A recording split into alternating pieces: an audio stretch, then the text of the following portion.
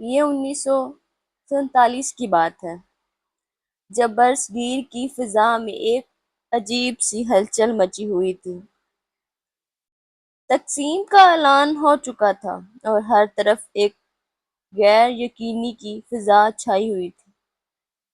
یہ وہ وقت تھا جب دلوں کی محبت کا نام پرور وطن کے نام پر آزمائے جا رہے تھے۔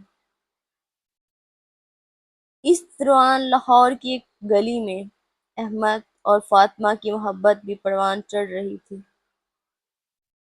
احمد ایک خوب خواب دیکھنے والا نوجوان جسے نئے وطن اور پاکستان سے گہرا لگاؤ تھا۔ وطن ایک خاموش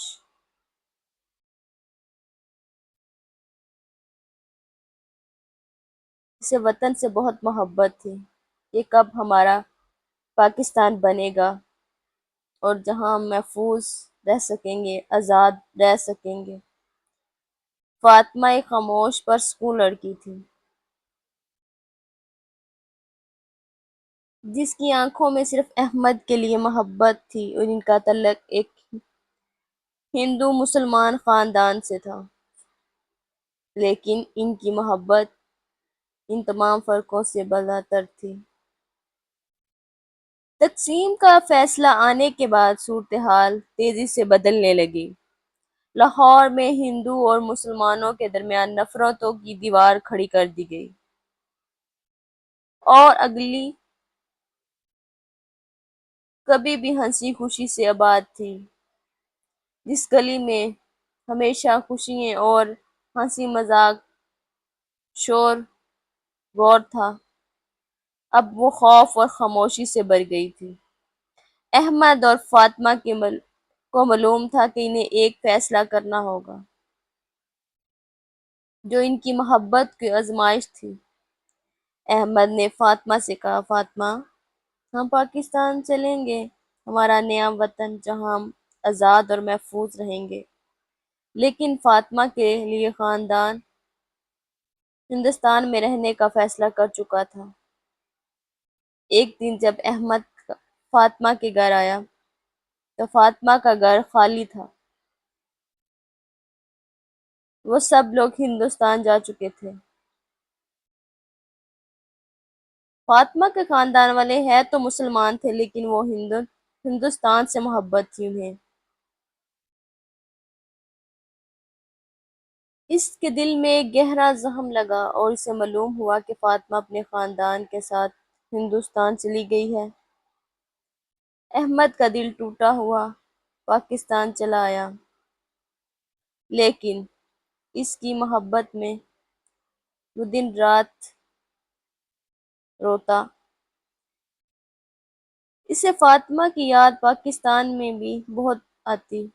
وہ نیا ملک بنانے کے جذبے میں گم ہو گیا، لیکن اس کی آنکھوں میں ہمیشہ فاطمہ کا چہرہ تھا۔ دوسری طرف فاطمہ بھی اپنی نئی زندگی میں احمد کو تلاش کر رہی تھی۔ اس کی امید ہمیشہ زندہ رہی، لیکن ایک دن وہ اپنے پیار سے ضرور ملے گی۔ ان کی محبت کی کہانی ایک دلکش یادگار بن گئی اور تاریخی صفحاتوں پر درج ہو گئی۔ یہ ثابت کرتے ہیں کہ تقسیم نے صرف زمین کے ٹکڑے نہیں بلکہ دلوں اور محبتوں کو بھی بانٹ دیا ہے۔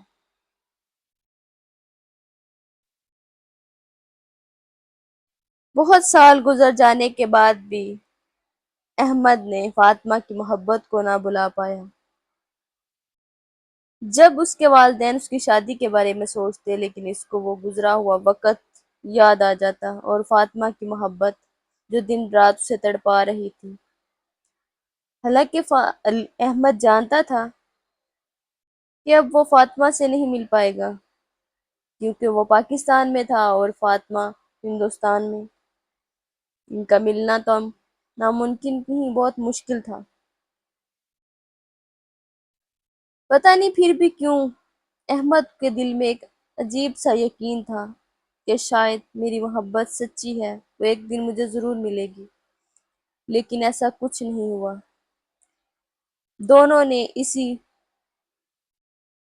یقین پر زندگی گزار دی۔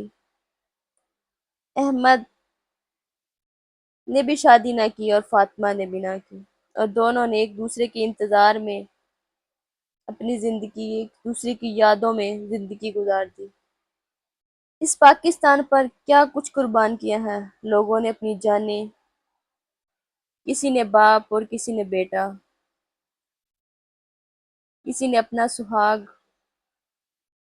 بہت سے ایسے لوگ ہوں گے جنہوں نے اپنی محبتیں بھی قربان کر دیں۔ یہ ایسے نہیں پاکستان ملا۔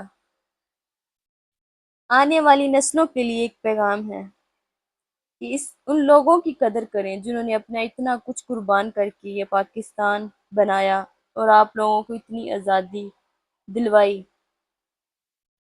جہاں ہم آج اپنے ملک میں آزاد گھوم رہے ہیں۔